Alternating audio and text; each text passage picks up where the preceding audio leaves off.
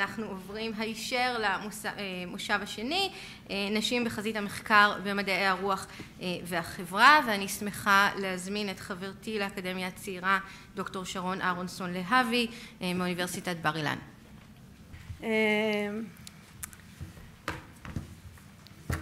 שלום לכולם.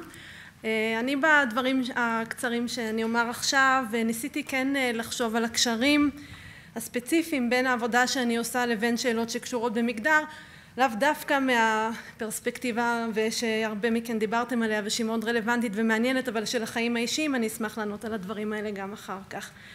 אז תחום המחקר שלי הוא לימודי תיאטרון ומופע, והרבה פעמים שואלים אותי מה זה בדיוק לימודי תיאטרון, ומיד אחר כך איך הגעתי לזה. על השאלה הראשונה אני יכולה לענות באריכות, אבל להסתפק כרגע בלומר שזוהי דיסציפלינה עשירה, מגוונת ומורכבת, שמהווה עבורי, כמו גם עבור חוקרי וחוקרות תיאטרון אחרים, פריזמה שדרכה נבחנים לא רק ביטויים דרמטיים או ספרותיים של ועל העולם, אלא גם ואולי בעיקר, אומנות התיאטרון הינה נקודת מבט תיאורטית על האופנים שבהם בני אדם בודקים, מציגים, מופיעים את עצמם ואת זהותם בהקשרים תרבותיים שונים. מסיבה זו, כך גיליתי במרוצת השנים, הקשר בין תחום המחקר שלי לבין סוגיות מגדריות הינו הדוק ורב פנים. התרומה המשמעותית ביותר שלי לקשר בין תיאטרון, אקדמיה ומגדר עד כה היא הספר האחרון שפרסמתי, פמיניזם ומגדר בתיאטרון המודרני, הוצאת האוניברסיטה הפתוחה 2013, שהינו למעשה הספר הראשון בעברית שדן במה שניתן, בעברית כמובן, לא בכלל, במה שניתן לכנות שפה תיאטרונית פמיניסטית, ומציג 4 תפיסות שונות של המושג הזה כפי שהתפתח לאורך המאה ה-20, ותאמינו לי שיש תפיסות לגבי מה זה תיאטרון פמיניסטי פחות או יותר כמספר אנשים בעולם. אבל גם מעבר לעיסוק ספציפי בנושא כמו בכתיבת הספר הזה, כפי שארצה להציג מיד בכמה נקודות, קיימים קשרים רבי פנים בין תחום המחקר העיקרי שלי, שהוא מערכות היחסים בין דת, טקס ותיאטרון, היותי מרצה וחוקרת באוניברסיטה, ומגדר. לגבי השאלה השנייה, איך הגעתי ללמוד תיאטרון, עליה תמיד קצת יותר קשה לי לענות, אבל ברור שהגעתי לתחום מתוך אהבה לאומנות הזו, ובעקבות החלטה שהיום נראית לי לחלוטין לא טריוויאלית, ללכת פשוטו כמשמעו אחרי מה שמעניין אותי, או מה שעניין אותי, ולהתמיד בדרך הזו.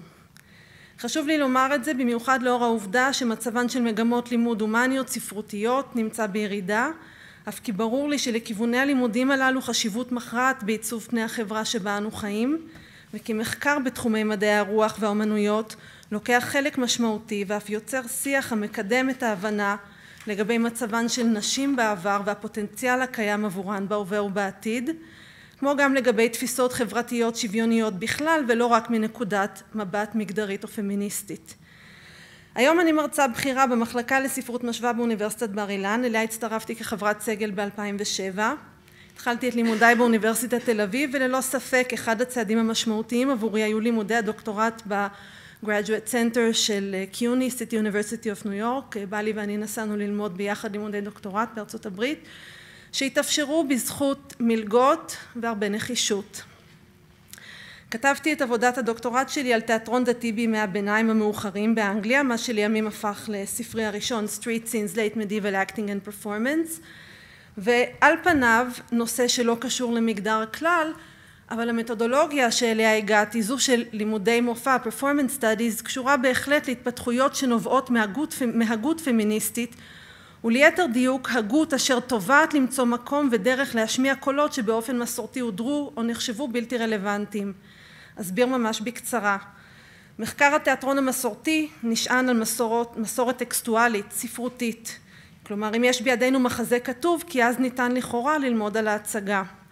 אלא שתפיסה מקבילה זו, במיוחד במקרה של תיאטרון ימי הביניים, לא רק מצמצמת את האירוע התיאטרוני למה שהיום נתפס כרכיב אחד בלבד של ההצגה, אלא אינה מאפשרת לחקור ולהגיע אל מכלול מאפייני האירוע החי, אל הכוחות החברתיים העומדים מאחורי הצגות התיאטרון, ולאופנים שבהם באו לידי ביטוי בהצגות פסטיביות מעין אלו שחקרתי, סוגיות זהות אקטואליות עבור בני הזמן והמקום. בעוד שבמשך שנים רבות מופעי תיאטרון עממי היו נחשבים לז'אנר פחות שאינו שייך או צריך להילמד במסגרת תחום התיאטרון, לימודי המופע אפשרו להראות עד מה מהותיים ומרכזיים להבנת התרבות הינם אותם מופעים מודרים מן הקאנון או ממה שנחשב בתור תרבות גבוהה. חוקרת המופע דיינה טיילור הבחינה באופן ממשי בין שתי קטגוריות משמעותיות למחקר בתחום, מה שהיא מכנה הארכיון והרפרטואר. אז בעוד שהארכיון מאגד בתוכו טקסטים כתובים, הרפרטואר הוא אוסף של התנהגויות, טקסים, ריקודים, ג'סטות ומנהגים שאינם כתובים וחתומים כטקסטים, אך כפי שהיא מראה אינם חשובים פחות להבנת תרבות המופע האנושית, או הביצוע של בני אדם את התרבות שלהם. גישה כן זו, הגם שאינה עוסקת באופן ישיר בסוגיה פמיניסטית, נובעת באופן עמוק מחשיבה פמיניסטית, אשר עסוקה בין השאר בשחזור מקומן של נשים בתרבות, בפעולותיהן וביצירותיהן, גם כשאלו לא קוטלגו כחלק מהקאנון התרבותי. אני מדגישה את הנקודה הזאת משום שפעמים רבות נוטים לחשוב שמחקר שמגיע או משלב נקודת מבט פמיניסטית עושה כך ורק באופן ישיר בסוגיות שקשורות לחייהן של נשים, ולא כך הדבר. מדובר בגישה תיאורטית רבת פנים המאפשרת לחשוף נקודות מבט אלטרנטיביות המוסיפות ממדים מהותיים למחקר. הנקודה השנייה עליה ברצוני להתעכב קשורה אף היא בסוגיית הקאנון ורלוונטית באופן מיוחד להוראת דרמה, תיאטרון, אומנות. אני משתפת אתכם בדילמה ממשית.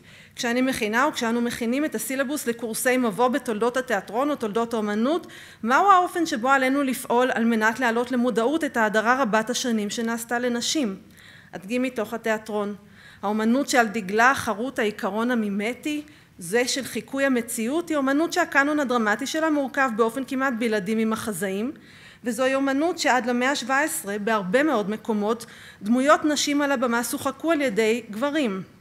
זוהי עובדה ידועה, ובכל זאת המשמעות היא שהמציאות המשתקפת ממיטב היצירה הדרמטית העולמית היא מציאות ממנה נעדר גוף וקול נשי.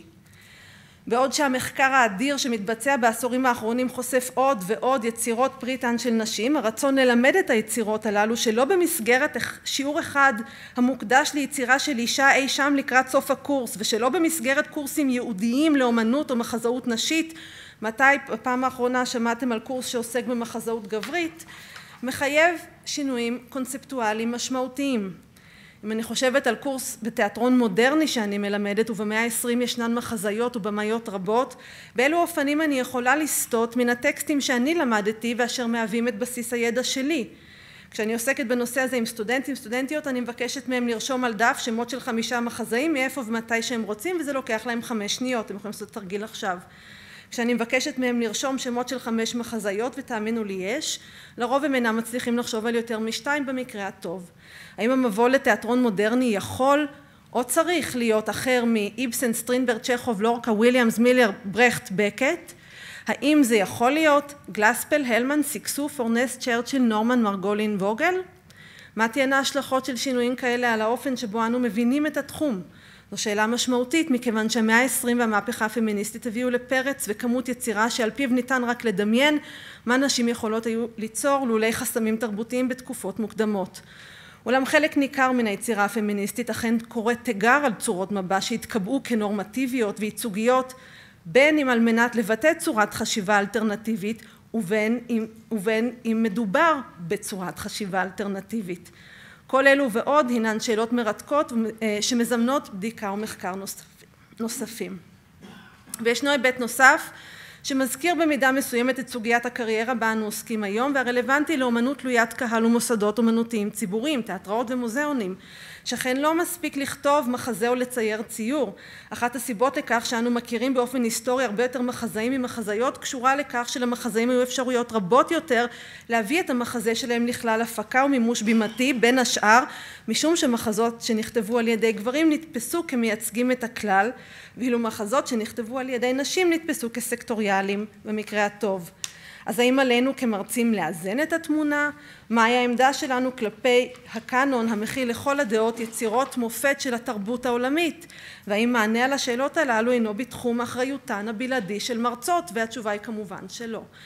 המחקר הפמיניסטי חושף עוד ועוד יצירות של נשים, הן יצירה טקסטואלית השייכת לארכיון, והן יצירה שאינה מעוגנת בטקסט או בתהליכי קנוניזציה והשייכת לרפרטואר במונחים של טיילור. אז איך יראו המבואות והסילבוסים שלנו בעוד כמה עשרות שנים? מעניין להשוות את הסוגיה הזו עם שינוי ברור שהתחולל בעשורים האחרונים עם הרחבת מבואות העוסקים בתרבות, מתרבות המערב לתרבות עולם. כך למשל, ספר המבוא החדש, באופן יחסי Theater Histories, ברבים, מחליף במקומות רבים את The History of the Theater, ומנסה להתמודד עם הסוגיה הזו ועם ההבנה כי היסטוריית התרבות אינה מסתכמת באירופה, וכי לא ניתן להבין את תרבות אירופה מזה כמה מאות שנים ללא היכרות עם תרבות המזרח. כל החלטה שכזו גוררת עימה שאלות רבות שמצריכות מחשבה רבה, פתרונות מתודולוגיים יצירתיים, יוזמה ומוכנות להתנסות. בדיוק מה שאפשר לעשות במסגרת אוניברסיטאית, בין אם בתור נושא מחקר עיקרי ובין אם פרויקטים המשתלבים בנושאי מחקר אחרים, אך המגיעים מתוך מודעות לרלוונטיות ולקונקרטיות של השאלות הללו לחיינו.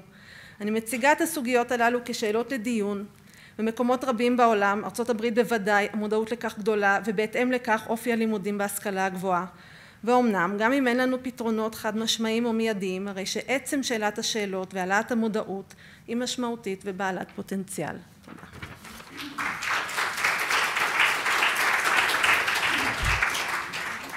תודה לשרון.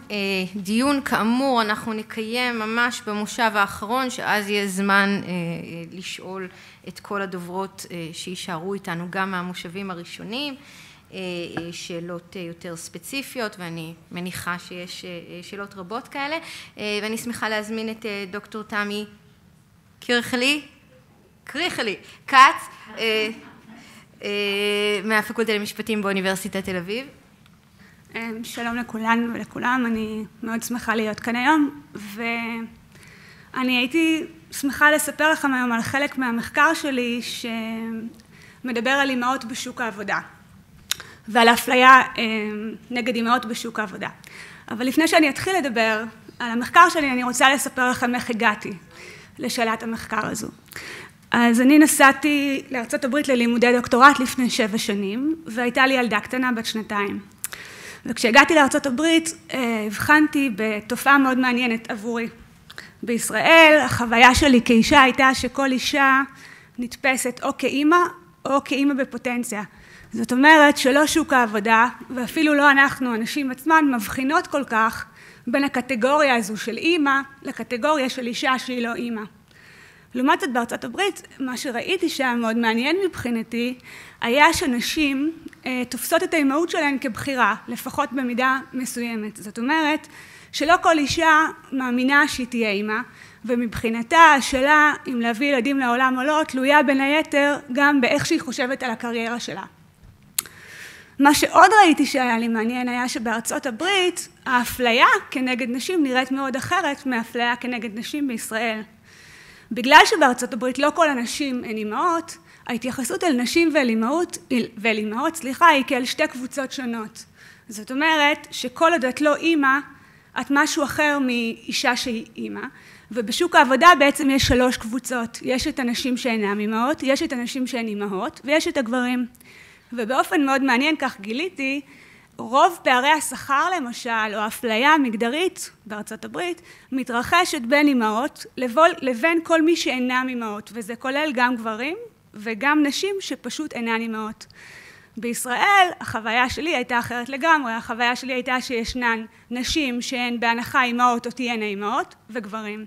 ובאמת רוב הפערים בתעסוקה בין נשים לגברים לא מבחינים בין אימהות ללא אימהות. מה שעניין אותי או ריתק אותי בתופעה הזאת היה השאלה של הבחירה. ראיתי שהרבה מאוד נשים תופסות את האימהות בארצות הברית כסטטוס שהוא סטטוס של בחירה. הרבה מהן, ובמיוחד נשים שהן משכילות ונשים שלומדות באוניברסיטאות לתארים מתקדמים, שאלו את עצמן את השאלה אם הן רוצות להיות אימהות ומה יהיה המחיר מבחינת הקריירה שהן תיאלצנה לשלם. זאת הייתה תופעה שפחות הכרתי מהקונטקסט הישראלי. וזה גרם לי לחשוב על השאלה, האם כשאנחנו מאמינים שאנשים בוחרים תכונות מסוימות, אנחנו מפלים נגדם יותר או פחות. ואני אתן עוד דוגמה חוץ מאימהות. למשל, אם אנחנו מאמינים שנטייה מינית היא תכונה נשלטת או לא נשלטת, האם אנחנו ניטה יותר או פחות להפלות כנגד הומואים ולסביות? אם אנחנו חושבים שהשמנה היא תכונה נשלטת או לא נשלטת, האם אנחנו ניטה יותר או פחות להפלות כנגד אנשים שהם שוקלים יותר. בעצם השאלה שמעניינת אותי בבסיס שלה היא האם כשאנחנו חושבים שמישהו או מישהי בוחרים משהו, זה נותן לנו לגיטימציה להפלות כנגד אותה קבוצה. וגם בהקשר של אימהות, אולי בישראל האפליה היא אפליה מגדרית, ובה נשים לא נתפסות כמי שבוחרות, וכל הנשים מופלות, אבל בארצות הברית, מה שמשחרר את האפליה בשוק העבודה, זו התפיסה הזאת שנשים בחרו להיות אימהות. זאת אומרת, יש כאן איזושהי שאלה של אחריות שמייחסים לנשים שבוחרות להיות אימהות. את בחרת להיות אימא, קחי אחריות על הבחירה שלך. זה מאוד מתחבר לתפיסה המאוד אינדיבידואליסטית האמריקאית, ולקשר שבין בחירות לבין אחריות. אם את לא בוחרת להיות אישה, את לא יכולה להיות אישה, אנחנו לא נפלה נגדך, או זה לא בסדר להפלות נגדך. ברגע שאת בחרת להיות אימא, קחי אחריות על הבחירה שלך, ואנחנו מרגישים הרבה יותר נוח להפלות נגדך. אז זו בעצם השאלה שעניינה אותי. האם אנחנו באמת נוטים להפלות יותר כנגד אנשים, כשאנחנו חושבים שהם בחרו את המצב או את הסטטוס שלהם? ואני התייחסתי לשלוש דוגמאות, אבל אני אספר לכם על הדוגמה של אימהות. עניינה אותי אותה תופעה, כמו שאמרתי, גם בהקשר של נטייה מינית והשמנה. אבל רציתי לבדוק בין היתר גם האם ככל שאימהות נתפסת על ידינו כבחירה, אנחנו מפלים יותר כנגד אימהות. ובדקתי את זה בקונטקסט האמריקאי בגלל התפיסה האינדיבידואליסטית המאוד חזקה שיש בחברה האמריקאית. בחברה הישראלית אני יכולה לגלות לכם כבר עכשיו, זה לא היה עובד. בין היתר כי נשים בישראל שאינן אימהות הן קבוצה יחסית קטנה. אימהות לא נתפסת כבחירה בישראל, זאת אומרת רוב הנשים ורוב המעסיקים תופסים אימהות כסטטוס שהוא דרך חיים לנשים, מעטות מאוד אנשים שאינן אימהות. ולכן בשוק העבודה אין בכלל הבחנה בין נשים שהן אימהות ללא אימהות. כשבודקים אם יש אפליה בין אימהות ללא אימהות בשוק העבודה הישראלי, מגלים שאין אפליה כזו. אבל בארצות הברית יש מחקרים בכלכלה ובסוציולוגיה שמראים שנשים שהופכות להיות אימהות נענשות בשוק העבודה בגובה של 5% מהשכר שלהם על כל ילד נוסף שיש להם. זאת אומרת שאם לוקחים רק את הנשים, בלי הגברים, ובודקים מה קורה להן כשהן הופכות להיות אימהות, מגלים שעל כל ילד נוסף נשים משלמות בשכר שלהן עונש בגובה של 5%, שזה עונש מאוד מאוד גבוה. וזה מה שמסביר את רוב פערי השכר בין נשים לגברים בכלל בשוק העבודה האמריקאי. מה שעניין אותי לראות היה אבל, האם הפערים האלה בשכר בין נשים שהן אימהות ללא אימהות, מושפעים גם מהשאלה, האם אימהות נתפסת כבחירה או לא בחירה. ואחד הדרכים לבדוק את זה בשבילי הייתה להסתכל על ההבדלים בין המדינות השונות בתוך ארצות הברית, ולראות איך הן מתאפיינות ביחס שלהן לאימהות כבחירה. ואיך עשיתי את זה? בדקתי למשל מה אחוז הנשים שאינן אימהות בתוך המדינה, או מה שיעור ההפלות במדינה, או מה ההשקפות לגבי היות ההפלה לגיטימית וההיריון בחירה או לא בחירה של אישה. ומה שגיליתי היה שדווקא במדינות שהן יותר ליברליות מבחינת התפיסה שלהן של אימהות כבחירה, זאת אומרת דווקא במדינות שהן יותר פרו-צ'ויס, שבהן יש הגישות להפלות הן יותר ליברליות, שבהן יש יותר הפלות, שבהן יש יותר נשים שבוחרות לא להיות אימהות, דווקא במדינות האלה שהן מדינות כמו ניו יורק וקליפורניה, פערי השכר בין אימהות ללא אימהות הם פערים גבוהים יותר. זאת אומרת, אימהות נענשות יותר במדינות הליברליות מבחינת התפיסה של אימהות כבחירה. אז דווקא במדינות כמו טקסס או אלבמה בארצות הברית, העונשים על אימהות הם נמוכים יותר. ואני ניסיתי ככל יכולתי לקשור את זה לתפיסה של אימהות כבחירה או לא בחירה, וזה באמצעות כל מיני כלים סטטיסטיים והיכולת לפקח על כל מיני משתנים שמשתנים בין מדינה למדינה. אבל זה גם לא שכנע אותי מספיק, ואחד הדברים הנוספים שעשיתי היה ניסוי קבלה לעבודה. ומה שעשיתי בניסוי הזה זה שסטודנטים אמריקאים הגיעו למעבדה, וחילקתי אותם לשתי קבוצות ללא ידיעתם כמובן. אמרתי להם שהם משתתפים בשלושה ניסויים, וששלושת הניסויים האלה הם פשוט קובצו ביחד, כדי שהניסוי יהיה יותר יעיל. בעצם היה מדובר בניסוי אחד שהיו לו 3 חלקים, ובחלק הראשון עשיתי להם איזושהי מניפולציה על השאלה כמה אימהות היא בחירה או לא בחירה. לחצי מהאנשים לקבוצה הראשונה סיפרתי שהחיים שלנו מלאים בבחירה. חיזקתי מאוד את הסיפור של בחירה חופשית ואינדיבידואליזם, ונתתי הרבה מאוד דוגמאות, בין היתר את הדוגמה של האם אנחנו יכולות או לא יכולות להיות אימהות, והדגשתי שאימהות היא בעצם בחירה אישית אינדיבידואלית של כל אדם. לחצי השני סיפרתי בדיוק את הסיפור ההפוך, דיברתי על כל הקשיים והמכשולים שיש לנו בדרך להגשמת הבחירות החופשיות שלנו, ודיברתי על זה שתמיד בסופו של יום, למרות שאנחנו מרגישים שאנחנו בוחרים או מרגישות שאנחנו בוחרות, בסופו של יום אנחנו מושפעים מגורמים חיצוניים, כמו נסיבות, כמו נתונים טבעיים, כמו נורמות חברתיות שגורמות לאנשים מסוימים להפוך להיות הורים או לא. זאת אומרת, שתי הקבוצות האלה קיבלו סיפורים הפוכים לגמרי לגבי האם אימהות היא בחירה או לא בחירה, והמקום שיש לבחירה בחיים שלנו ובהחלטות שלנו. זה היה החלק הראשון של הניסוי, והמטרה שלו הייתה לעשות איזושהי מניפולציה על כמה שהם מחברים בין אימהות לבחירה או לחוסר בחירה. החלק השני של הניסוי הייתה משימה סתמית לחלוטין, והמטרה שלה הייתה פשוט להסיח את הדעת ולגרום לאנשים לא לחבר בין החלק הראשון לחלק השני, והחלק השלישי היה בעצם הלב של הניסוי. ומה שעשיתי בניסוי הזה זה שנתתי להם קורות חיים של שתי מועמדות לעבודה. סיפרתי להם שיש חברה חדשה שמגיעה לקליפורניה, חברת הייטק, והחברה הזאת מעוניינת בפידבק של סטודנטים צעירים. וגם סיפרתי להם שיש כאן שתי מועמדות שמאוד רוצות את העבודה, ושחוות הדעת שלהן תילקחנה בחשבון. זאת אומרת שלחוות הדעת ולהחלטה שלהן תהיה השפעה על החיים האמיתיים של שתי הנשים האלה. בעצם כמובן שתי הנשים האלה לא היו נשים אמיתיות, הן היו נשים שקורות החיים שלהן והבקשות שלהן נבדקו על ידי עוד קודם כאקוויוולנטיות לחלוטין, אקוויוולנטים לחלוטין, זאת אומרת הן היו מוכשרות במידה זהה או דומה מאוד לעבודה, אלא שאחת מהן הייתה אימא ואחת מהן לא הייתה אימא.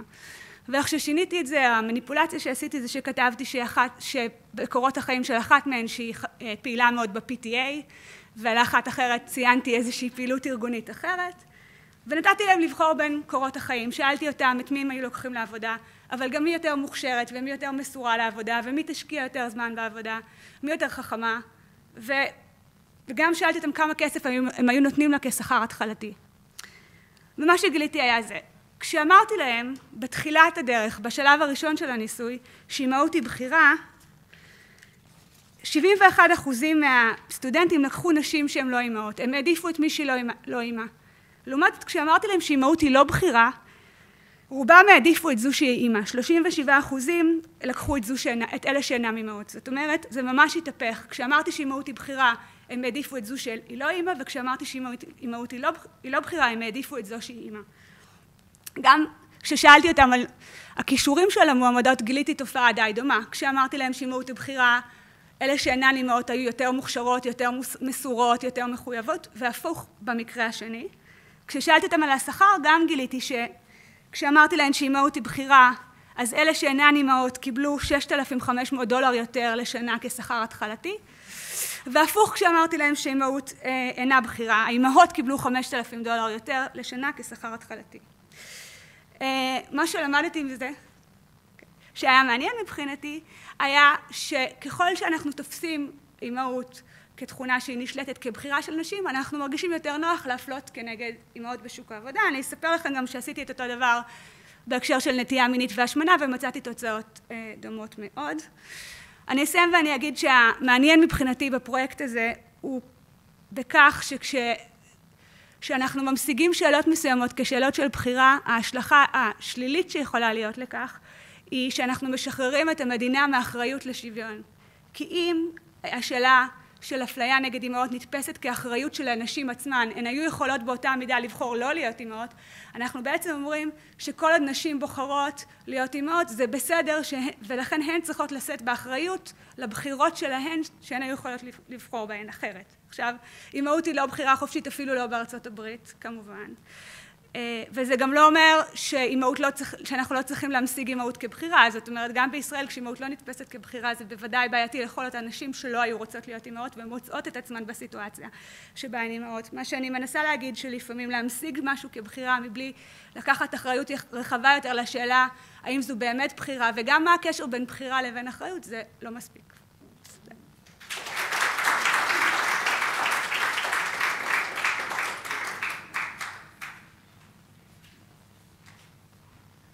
תודה לתמי על ההרצאה המרתקת, וכששמעתי את ההרצאה הזאת באמת חשבתי על מה ששרה אמרה לנו קודם לגבי הנסיעה לפוסט-דוקטורט, או במקרה של מדעי הרוח לדוקטורט בחו"ל, והחשיפה לתרבויות אחרות ולחברות אחרות. אחת החוויות באמת שלי, שאני זוכרת מנסיעות, והנסיעות שלי יותר לאירופה, לאיטליה למשל, זה שהנחת היסוד הייתה שנשים בעלות קריירה אקדמית, או שמתכננות קריירה אקדמית, הן ככל הנראה לא מתכננות להקים משפחה. עכשיו, כישראלים זה משהו שנתפס, אני יכולה לראות לפי התגובות, פרצופים, אוי ובוי, זה דבר היום ונורא. צריך לקחת בחשבון, כמו שתמי אמרה בסוף דבריה, יש נשים שזה מה שמתאים להם, זה לא פחות מושפע מהבניה חברתית ותרבותית, ממה שקורה בארץ, שבו ההבניה החברתית והלחץ החברתי על נשים המאוד מאוד חזק, הוא ללדת ילדים. על זה אנחנו נדבר כמובן במושבים האחרונים, אני חושבת, ומקווה, ואני שמחה להזמין עכשיו את חברתי וחברת הוועדה המארגנת של יום העיון הזה, דוקטור שרון צוקרמן, ארכיאולוגית מהאוניברסיטה העברית.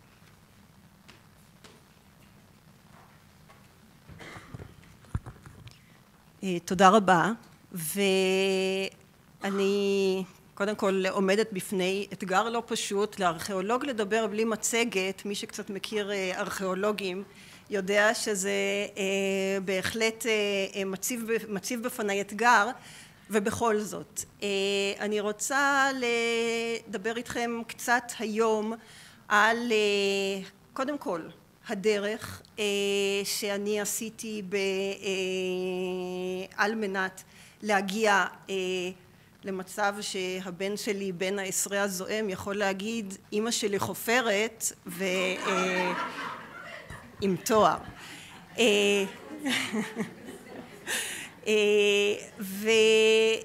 ואחר כך לדבר קצת על נושא המקצוע של ארכיאולוגיה, תחום החקר של ארכיאולוגיה, שאני חושבת שבמידה רבה הוא קצת יוצא דופן בתחום מדעי הרוח והחברה. הוא משלב בתוכו אתגרים קצת שונים מאלה שחברותיי למדעי הרוח בעצם מתמודדות איתן, אתגרים ואני חושבת גם יתרונות גדולים.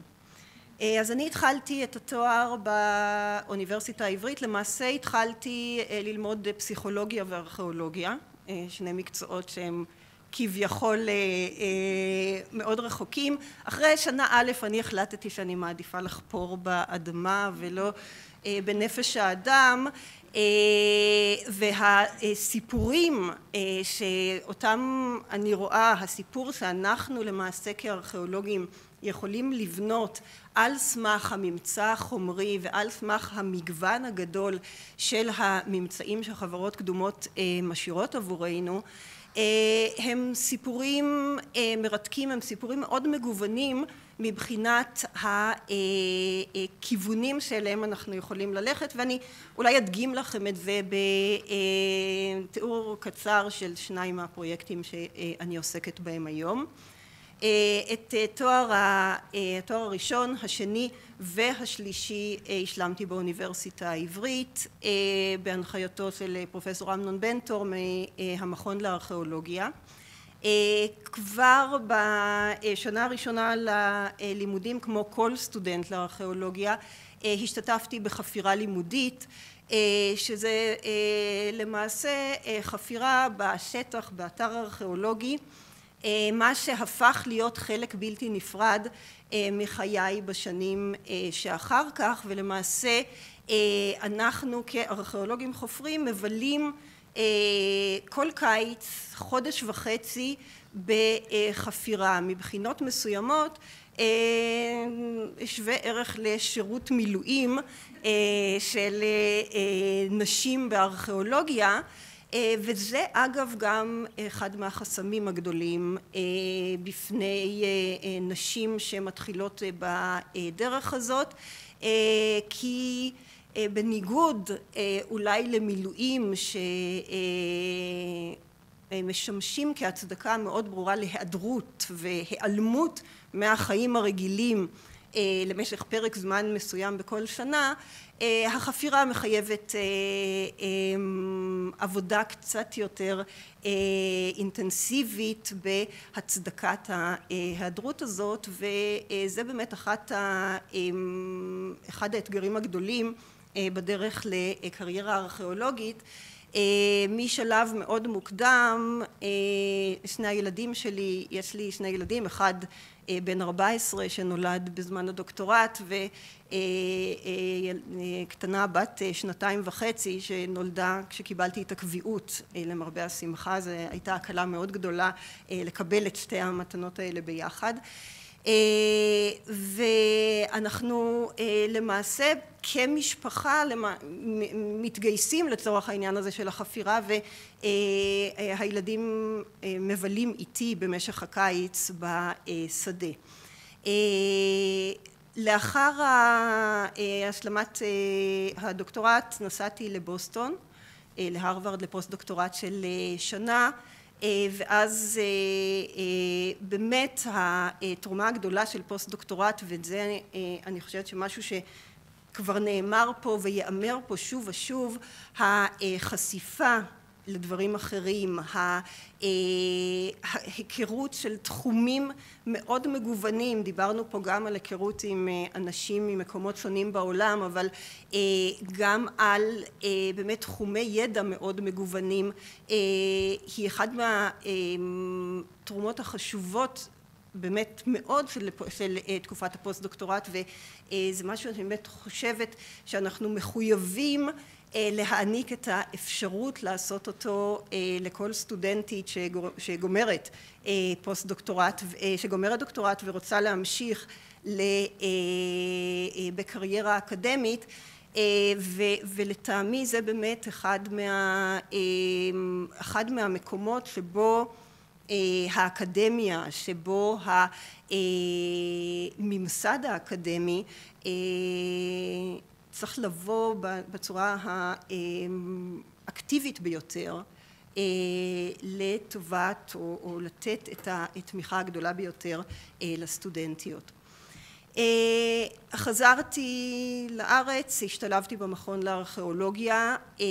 היום אני מנהלת שותפה של החפירה שבה בעצם התחלתי את דרכי הארכיאולוגית, שזה תל חצור. ואני חלק בלתי נפרד גם מהחפירה, גם ממימון החפירה וגם מתהליכי פרסום החפירה באתר הגדול והחשוב הזה, והמחויבות הגדולה הזאת באמת של ניהול חפירה, אני חושבת שבאמת מעמידה את הארכיאולוגיה במקום אחר קצת ממדעי הרוח האחרים. לצורך מימון עונת חפירות אחת שעלותה משהו כמו $200,000, אנחנו באמת נדרשים לעבוד עבודה מאוד אינטנסיבית בפנייה לקרנות מחקר ובהשגת מימון. אנחנו נדרשים לקיום מעבדה פעילה של עיבוד תוצאות החפירה והבאתה לידי פרסום, ולמעשה מבחינות רבות אנחנו מקיימים איזושהי מערכת מחקרית שהיא הרבה יותר דומה למערכת של מדעי הטבע ולצורה שבה בעצם ממומנים ומנוהלים מחקרים בתחום של מדעי הטבע. מצד שני, אנחנו נמצאים בליבם של מדעי הרוח מבחינת אופי הפרשנויות, מבחינת החומרים שלהם אנחנו נדרשים על מנת לספר את הסיפור של האבנים ושל כלי החרס ושל הממצאים האחרים שאותם אנחנו חופרים. אני רוצה לתת שתי דוגמאות מאוד מאוד קצרות, רק כדי להראות לכם באמת את המגוון של סוגי הפרשנות שבהם אנחנו עוסקים. האחד נוגע לתל חצור שבו אני עובדת. המבנים הציבוריים, ואנחנו מדברים על ארמונות ומקדשים מהתקופה הכנענית, מהאלף השני לפני הספירה, חרבו בשריפה אדירה שניכרת בכל רחבי האתר, וכשאנחנו באמת חופרים במבנים האלה אנחנו מתרשמים מכך שהמבנים האלה היו קורבנות של חורבן מאוד מאוד אלים. החורבן הזה היה מקור לוויכוחים מאוד סוערים שחלק מכם אני בטוחה מודעים להם, לגבי מי היה אחראי לחורבן.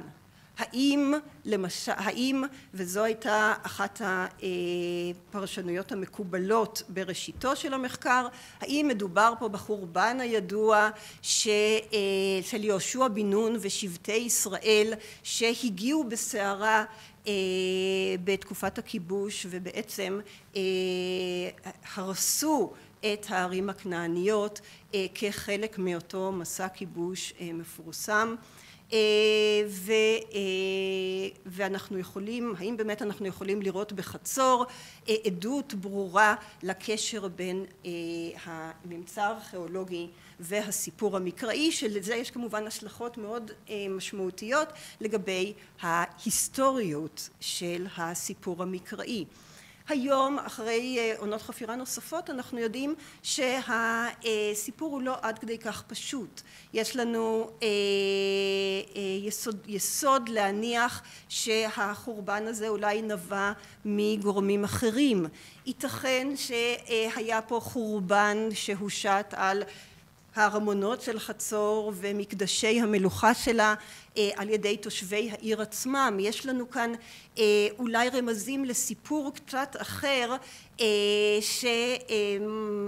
שמפנה את המבט לפשוטי העם של חצור ורואה בהם חלק מאוד חשוב מהחורבן הגדול של העיר הזאת, ואנחנו באמת מנסים היום דרך החפירות, דרך השחזור של הממצאים עצמם והניסיון להעמיד אותם בהקשר רחב יותר, גם בעיניים ארכיאולוגיות אבל גם בעיניים אנתרופולוגיות, לנסות לראות התנהגות אנושית, לנסות להבין איך בעצם פועלות חברות מורכבות ומה מקומם של גורמים שונים בהם, איך הדברים האלה באים לידי ביטוי בממצא הארכיאולוגי עצמו, ואנחנו באמת מנסים להגיע לתשובות לשאלות האלה מכל הכיוונים, כולל תאריכי פחמן 14. אנחנו משתמשים הרבה מאוד באמת במדעים מדויקים על מנת להשלים את התמונה. פרויקט אחר שאני עוסקת בו הוא פרסום של מקדש קטן כנעני שנמצא על חוף הים בנהריה. יושבת פה ליאת נאה, סטודנטית דוקטורנטית באוניברסיטה העברית שמעורבת בפרסום של המקדש הזה. מקדש קטן שולי מאוד, שיש בו עדות לפעילות פולחנית מאוד אינטנסיבית, שמרמזת על כך שלנשים ולצרכים האופייניים לנשים היה חלק מאוד חשוב ביום יום של הפעילות כאן. יש לנו סמלים שהם סמלי פריון. האלה הראשית שסגדו לה במקדש הזה הייתה אלת הפריון הכנענית, אשתר או אשתורית. יש לנו סמלים אומנותיים של בעלי חיים שאנחנו יודעים שקשורים לפריון, ויש לנו עדויות לפעילות פולחנית אינטנסיבית שפתאום מעלה את צורכיהן וקשייהן ומחזור חייהן של נשים שהיו מוטרדות מבעיות של פריון, בעיות של עקרות, בעיות של לידה קשה והשמירה על הילדים, וחיפשו כנראה את המזור לצרכים שלהן בפולחן, במקדש הקטן והשולי הזה, שאם לא היינו מוצאים אותו, לא היינו שומעים אותן. כי בטקסטים של התקופה, הנשים הן אילמות, אנחנו לא שומעים אותן. אנחנו שומעים את המלכים, אנחנו שומעים את הכהנות אולי, אבל לא את הנשים הפשוטות. ואלה רק באמת שתי דוגמאות למגוון מאוד גדול של נושאים שאנחנו עוסקים בהם, שאני עוסקת בהם, שאנחנו עוסקים בהם במכון לארכיאולוגיה, ורק להדגים באמת עד כמה אנחנו יכולים דרך הממצא האילם לתת קול לתרבויות קדומות ולאנשים שחיו הרבה לפני התקופה שבה אנחנו חיים. תודה רבה.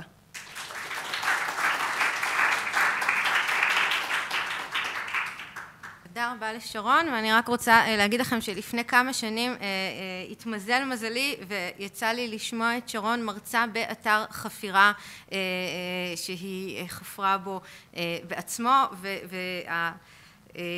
עד כמה שאפשר להחזיר לחיים משהו שקרה לפני המון זמן ולא נשארו ממנו המון שרידים, זה מה שהיה שם. אז אם מזדמן לכם, כדאי, מומלץ בחום. אנחנו עוברים הרבה זמן, הרבה מאוד שנים קדימה בזמן, ושומעים את ההרצאה האחרונה למושב הזה של דוקטור יעל שטרנהל מאוניברסיטת תל אביב, מהחוג להיסטוריה ומהתוכנית ללימודים אמריקאים. מיד אחרי ההרצאה שלה, וכאמור במסגרת לוח הזמנים המאוד צפוף שלנו, הותר לנו לצאת ל5 דקות של התרעננות, אבל אחריהן אנחנו נחזור לפה למושב השלישי, ואז תהיה הפסקת צהריים ארוכה ומהנה, אני מקווה. אז מקווה שאתם מחזיקים מעמד. שלום ותודה רבה לתמי ולוועדה המארגנת על ההזדמנות לבוא ולדבר באירוע הזה. אני התחלתי ללמוד באוניברסיטה כשכבר הייתי בעיצומה של קריירה אחרת, בעיתונות, שירתתי בגלי צה"ל ואיכשהו הדברים התגלגלו והתחלתי לעבוד בערוץ אחד כשהוא היה עוד בשלהי ימי הרלוונטיות שלו בשנות ה-90. ומצאתי את עצמי בתחילת שנות ה-20 שלי כבר על איזשהו מסלול די מוגדר, שהרבה גלצניקים לשעבר כבר התוו לפניי, אבל היה לי ברור לחלוטין שזה מסלול שאני לא רוצה להיות עליו, ושהגעתי אליו איכשהו בטעות, ושצריך לתקן את הטעות הזאת, ולתקן אותה לא בגיל 35, לתקן אותה בגיל 21. והתחלתי ללמוד באוניברסיטה העברית בירושלים, בחוג להיסטוריה. בסופו של דבר, הרבה דברים שעשיתי בעיתונות שירתו אותי בתור אקדמאית, והיום אני חושבת שיש חשיבות עצומה לזה שהאקדמאים ישתתפו בשיח הציבורי בעיתונות. אי אפשר כל הזמן להתבכיין על הרמה של השיח הציבורי, ולא לקחת בו חלק שמציעים לנו להשתתף בו. אז בוא נאמר שהיום אני יותר סלחנית כלפי ענף התקשורת. אני חושבת שמי מכם, ויש אצל הרבה סטודנטים טובים וסטודנטים שחושבים על קריירה מחקרית, יש איזו פזילה לתחום הזה של התקשורת. כי שוב, העניין הזה של לשאול שאלה טובה ולחפש תשובה מעניינת, זה סוג של סקיל שיש לנו כעיתונאים, וזה סוג של סקיל שיש לנו כאקדמאים.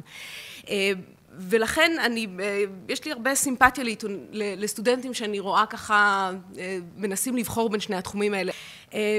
בקיצור, אני התחלתי תואר ראשון באוניברסיטה העברית, ומהר מאוד זה היה ברור שהתואר הראשון יהיה התואר האחרון שלי באוניברסיטה העברית, לא כי לא הייתי מאושרת שם, הייתי מאוד מאושרת שם, יש לי רק דברים טובים לומר על התואר הראשון שלי, אבל לי תמיד היה איזה פטיש עם היסטוריה אמריקאית, ולא עם כל ההיסטוריה האמריקאית, אלא עם החלק הכי אפל ונורא שלה, עם הדרום האמריקאי, עם העבדות, עם הסגרגציה האמריקאית, ואני הגעתי לאוניברסיטה כבר אחרי עבודת גמר שעשיתי בתיכון, שהייתה רגע מאוד משמעותי בחיים שלי, שבו הבנתי שזה באמת מה שמייצר אצלי, זה סוג של תשוקה, ששום ראיון או סקופ בחיים התקשורתיים שלי לא הצליחו לשחזר. וזה היה ברור שאני חייבת לנסוע לארצות הברית אחרי התואר הראשון, היו שאלות שנשאלו באוניברסיטה, אם תואר ראשון יספיק לי, גם בשביל להתקבל וגם בשביל להסתדר באוניברסיטה טובה בחו"ל. היו ספקות לגבי הרעיון שתואר ראשון זה גוף ידע שמספיק כדי להתחיל איתו מיד תוכנית דוקטורט אמריקאית, ואני מוכרחה לומר שלפחות מהפרספקטיבה שלי ולפחות התואר שקיבלתי באוניברסיטה העברית היה לחלוטין מספק בשביל להתחיל את המסע באוניברסיטה האמריקאית. אני גם התקבלתי, ומהרגע שהגעתי לפרינסטון, שזה המקום שהחלטתי לנסוע אליו, מהרגע הראשון זה היה ברור שיש המון דברים שאני לא יודעת, כלומר לא באמת ידעתי היסטוריה אמריקאית, לקחתי כמה קורסים, כתבתי עבודה גדולה אחת, אבל גוף הידע שהיה לי היה בדיחה לעומת גוף הידע שהגיעו איתו סטודנטים מהרווארד וייל וקולומביה, שהם היו חבריי לכיתות ההיסטוריה האמריקאית בתוכנית הדוקטורט של פרינסטון. אבל מצד שני היו לי דברים אחרים, היו לי כלים שהאוניברסיטה העברית, שהאקדמיה הישראלית נתנה לי, כלים מחקריים, כלים של חשיבה, יכולת עבודה עם מקורות ראשוניים של הסטודנטים שהגיעו באמת מהמחלקות הכי פנסי באמריקה. הם לא ידעו מה לעשות עם עצמם. כשהגיע הרגע לכתוב את עבודת המחקר הראשונה, הם היו מבוהלים ומבועתים, ואני הגעתי אחרי כמה עבודות סמינר כבדות, רציניות, תובעניות שכתבתי באוניברסיטה העברית, והרגשתי הרבה יותר בנוח עם החיים המחקריים. ומהבחינה הזאת, אני חושבת שאנחנו, באמת, אין לנו במה להתבייש. עכשיו, אני מודה, וכאן אני גם גולשת קצת למישור האישי, שהנסיעה לארצות הברית גם הייתה כורח מקצועי, שזה היה ברור לחלוטין שאם יש לי איזושהי ציפייה להתמחות בהיסטוריה האמריקאית לאוניברסיטאות בארץ, אין מה להציע לי. ואותו דבר אני אומרת היום לסטודנטים מעולים שלי באוניברסיטת תל אביב, שאם הם רוצים קריירה בהיסטוריה האמריקאית, הם חייבים לנסוע. אבל גם אני מודה שהרגשתי, וכאן ככה אני מתחברת לדברים שאמרו שתי התמיות, שהחיים בארץ מעלים אותי על איזה מסלול שאני פשוט לא רוצה לעלות עליו, מסלול של התמסדות מאוד מוקדמת, של נישואין עם החבר שלי, שהיה החבר שלי בשנות ה-20, של כבר להתחיל לחשוב על ילדים, ושמצד אחד אני לא יכולה להעמיד פנים שאני לא תוצר של החברה הזאת ושזה לא יצר עליי הרבה מאוד לחץ, אבל מצד שני הרגשתי התנגדות עמוקה לדבר הזה. וזו תחושה באמת מאוד חזקה שאני את זה לא רוצה לעשות. אני לא רוצה להתחתן בגיל 26, אני לא רוצה ללדת ילדים בגיל הזה, אני רוצה לעשות עוד דברים, אני רוצה לראות את העולם, אני רוצה להתחיל דברים מחדש ולא ככה להתקבע על אורח החיים הישראלי הסטנדרטי שמרגילים אותנו לחשוב שזו המציאות ואין בלתה. ולכן נסעתי, עשיתי את תהליך הקבלה לתוכניות דוקטורט, התקבלתי, בחרתי בפרינסטון, נסעתי לשם, ואני רוצה לחזק את הדברים שאמרו כאן הדוברות הקודמות. אינטלקטואלית זאת חוויה היא באמת פשוט עוצרת נשימה, ואני יכולה לומר על השנים שביליתי שם, שהן השנים שבנו אותי. פרינסטון זה עדיין מהרבה בחינות העוגן המקצועי והאינטלקטואלי שלי, שאני עדיין בקשר הדוק עם המחלקה להיסטוריה שם. אני לא יכולה לדמיין את החיים שלי בלי זה. אז אני יודעת שיש תוכניות דוקטורט מעולות בארץ, בעיקר בתחומים של ודאי יהדות, אבל גם היסטוריה אירופאית. כלומר, אני באמת מרגישה הרבה מאוד ביטחון עצמי לגבי האקדמיה הישראלית. אבל בתחום שלי באמת אי אפשר היה להשוות. ואני מוכרחה לומר שגם ברמה האישית, כשהגעתי לשם, הבנתי שהאינטואיציות שלי היו נכונות. אנשים בשנות ה-20 שלהם צריכים שתהיה להם קצת יותר בחירה לגבי מה שהם רוצים לעשות עם החיים שלהם. אנשים אחרים שהגיעו לתוכנית הדוקטורט שהיו פחות או יותר בגילי, ואני נסעתי יחסית צעירה, עשיתי את הכל ככה די זריז, באמת הרגישו שהחיים שלהם עוד לא באמת התחילו. בזמן שבארץ הרבה פעמים לקראת סוף שנות ה-20 התחושה היא שכבר הכל צריך להיות מסודר ומוגדר, כי אחרת יש בעיה. עכשיו, בפרינסטון התמחיתי בתחום שבאתי לפרינסטון בשביל להתמחות בו, וזה התחום של עידן מלחמת האזרחים. עכשיו, אני רוצה לומר בהקשר הזה ואני תכף אגיד כמה מילים על מה אני עושה בתחום הזה, שבחירה של תחום, ואת זה אני אומרת לנשים, לגברים, בחירה של תחום התמחות היא רגע מאוד מאוד משמעותי שצריך להתייחס אליו בכובד ראש. מצד אחד אני רוצה להגיד לכם, תעשו את מה שאתם אוהבים, תלכו אחרי הלב שלכם, זה מה שאני עשיתי וזה הצליח. מצד שני, אני גם חושבת שצריך לקבל החלטות בצורה רציונלית, כן צריך להסתכל על איזה תחומים נמצאים היום בדעיכה ואיזה תחומים נמצאים בצמיחה. אם אתם רוצים לחזור לארץ, אז צריך להסתכל, לדבר, להתייעץ, באילו תחומים תהיה דרישה למומחים בטווח של 5-7 שנים כשתרצו לחזור. אם אתם מסתכלים על שוק העבודה האמריקאי, אז בוודאי שם העניין של אופנות וטרנדים ובמה יש עבודה ובמה אין עבודה הוא עוד יותר משמעותי מאשר כאן אצלנו. צריך לקבל החלטות שהן גם החלטות מושכלות, שמשלבות גם את התשוקה שלכם, אבל שגם יבטיחו את זה שבסופו של דבר הסיפור שלכם יסתיים עם יכולת להמשיך ולעבוד במחקר לכל החיים ולא רק לתקופה מוגבלת. עכשיו, האופן שבו אני מתמודדת עם התחום שאני בחרתי, שבדיעבד אני יכולה לומר, אני היום לא הייתי ממליצה לשום סטודנט שלי לבחור בתחום הזה. זה התחום הכי רווי בעולם, אני חושבת. באיזה מין אופן ממש פסיכי. יש, נדמה לי שנכתבו בין 80 ל-90 אלף ספרים על מלחמת האזרחים האמריקאית, שלי יצא בשנה שעברה.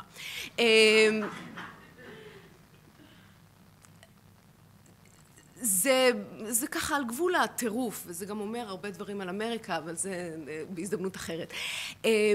האופן שבו אני בכל זאת מוצאת לעצמי מקום בתחום הזה, שהוא כל כך אמריקאי, כל כך פרובינציאלי, זה דווקא על ידי ניצול הישראליות שלי מהרבה בחינות, על ידי ניצול של גישות מהיסטוריה האירופאית, על ידי באמת איזה מבט יותר בינלאומי. ההיסטוריונים של אמריקה היום נורא רוצים להיות בינלאומיים, Transnational History, זאת מילת המפתח היום בהיסטוריה האמריקאית. ולי יש את היתרון שזה בא לי טבעי, אני ממילא לא יכולה להסתכל על אמריקה כמרכז העולם, כי אני יודעת שהיא לא מרכז העולם. ומהבחינה הזאת זה מאוד עוזר לי, אז גם גישות מתודולוגיות וגם באמת איזו ראיית עולם יותר קוסמופוליטית, מאוד עזרה לי למצוא נושאי מחקר לא חקורים, שאני יכולה באמת לפתוח בהם שדות חדשים של מחשבה. אז הספר הראשון שלי עוסק בתנועה במרחב במלחמת האזרחים האמריקאית, והספר שאני עובדת עליו עכשיו הוא ספר שעוסק בארכיון של מדינות הדרום ובגלגולים הפוליטיים והתרבותיים שהוא עובר בדור שאחרי מלחמת האזרחים. שני נושאים שלא נכתב עליהם שום דבר עדיין, ובפירוש נגזרת לא רק של היכולות או הרגישויות ההיסטוריות שלי, אלא בפירוש של היתרונות שאני מביאה כמי שדווקא לא צמחה בתוך המערכת הזאת ויכולה להביא פרספקטיבות מבחוץ. That said, כמו שאומרים, זה בוודאי עסק לא פשוט. אני בדרך כלל הלא האמריקאית היחידה בחדר. אני לא יכולה להרשות לעצמי לעשות שגיאה באנגלית מול קהל אמריקאי. המבטא שלי לא יכול להישבר, אני לא יכולה להתבלבל באוצר מילים או בדקדוק, זה יוצר הרבה מאוד לחץ. זה לא תחום שפתוח למשתתפים מבחוץ, אני לא למדתי עם איזו חבורה מאוד קוסמופוליטית כזאת, אני למדתי עם אמריקאים, ואני מוכרחה לומר שעד היום יש לי חברי נפש, חברים לכל החיים שעשיתי בדוקטורט, בעיקר אמריקאים, ושכל הדימוי שלנו של אמריקאים בתור מין יצורים שקשה לחיות איתם, הוא בעיניי שגוי לחלוטין. האמריקאים שאתם תפגשו באוניברסיטאות הצמרת באמריקה הם אנשים פנטסטיים. עכשיו, אני רוצה לומר גם בהקשר הזה שההתייחסות שלי למלחמת האזרחים, לעבדות האמריקאית, לסגרגציה האמריקאית, היא גם מהרבה בחינות כוח מניע גם באופן שבו אני חושבת על בעיות בישראל. זה כוח מניע בהוראה שלי מה ללמד, מה חשוב מתוך הקאנון של היסטוריה האמריקאית ללמד סטודנטים ישראלים. זה גם מאוד משמעותי בבחירות שאני עושה לגבי פעילות מחוץ לאוניברסיטה, הארגונים שאני חברה בהם, דברים שאני חושבת שהם חלק מהאחריות שלי בתור היסטוריונית, שלא רק של יחסי גזע, אבל גם של יחסי גזע באמריקה, בעיקר כמי שמלמד יחסי גזע. זה חלק מהמחויבות שלי להביא איתי את גוף הידע הזה גם אל הציבוריות הישראלית, גם אל ארגונים שמנסים למנוע מאיתנו לשחזר את הדפוסים האמריקאים של קונפליקטים גזעיים, אתניים וכולי וכולי. ואני בפירוש רואה סימביוזה בין שני האזורים האלה של החיים שלי, ואני חושבת שזה מאוד חשוב למצוא את הדרך גם לראות את הרלוונטיות של תחומי המחקר שלנו לעולם שבו אנחנו חיים. אז אני ככה אסיים, כי אני רואה שהשעה מתחילה להיות כמעט 12. שוב, במישור האישי, דיברנו כאן גם על אימהות ואקדמיה. לי אין ילדים עדיין, זה עוד לא הסתייע, אבל בהמשך, אני מניחה מתישהו. גם על חוויות של הגעה לחול וחשיפה לתרבות חדשה. אני חושבת שזה נורא חשוב לומר כאן באמת בפורום הזה, שחיים אישיים ודברים שאדם עושה עם החיים שלו זה לא רק אימהות ונישואין כמו שמלמדים אותנו בישראל. ושאני מוכרחה לומר על החוויה שלי בארצות הברית, שהחיים שלי בניו יורק עם המוזיאונים והברים ומופעי המחול וההצגות וכל מה שעשיתי בשעות שלא הייתי בספרייה, שלא לדבר על החופש המחקרי שלי, לנסוע לארכיונים, לממש את עצמי בתור חוקרת, הוא משהו שאני מאוד אסירת תודה עליו, ושאני חושבת שבאמת צריך ככה לתת לחיים לזרום בקצב שלהם, כמה שזה נשמע ניו אייג'י, ולא לעסוק יותר מדי בשאלה של מתי בדיוק ואיך אני אוודא שתהיה לי גם משפחה. הדברים האלה קורים, הם מסתדרים. בסופו של דבר החיים האקדמיים הם באמת פריבילגיה שאין כמוה. אין עוד מקצוע שנותן כל כך הרבה, גם אינטלקטואלית ואישית. אין מקצוע, ואני יודעת שבעיקר סטודנטים כאן נורא צעירים, אין מקצוע שכל כך כיף להזדקן בו, שבגיל 70 אתה בשיאך. וזה, במקצועות אחרים, אישה בת 37 כמוני, היא כבר ככה פושינגית. בחיים האקדמיים, אני עוד ילדה, הספר הראשון שלי רק יצא, עוד לא קיבלתי קביעות. סליחה? אני בפורום הצעירים של האקדמיה. אלה יתרונות שאולי בגיל 20-25 נראים לכם טריוויאליים, אבל היכולת לעבוד במקצוע שישאיר אתכם מסופקים, מסופקות, מלאי התלהבות, שכל הזמן פותח אופקים חדשים של מחשבה והיכרות עם אנשים חדשים, עם מקומות חדשים, עם חומרים חדשים. זה נכס שבאמת אני לא מפסיקה להיות אסירת תודה עליו כל יום, ואם אתם מתלבטים בדילמה הזאת של האם קריירה אקדמית, האם קריירה אקדמית לנשים, אז התשובה שלי חד משמעית שהחיים האקדמיים מאפשרים לנשים לעשות מה שהן רוצות. אני קיבלתי המון תמיכה בכל מוסד שהייתי בו, בעברית, בפרינסטון, באוניברסיטת תל אביב. אני באמת יש לי רק דברים טובים לומר על העולם הזה של עולם מדעי הרוח בהקשר של נשים ומגדר, ואני חושבת שלא רק כאישה אלא גם כאדם שמסתכל על החיים שלו קדימה בשלב הזה, אני באמת לא יכולה לחשוב על אלטרנטיבה טובה יותר, בוודאי לא בתקשורת אבל גם לא בשום מקום אחר. אז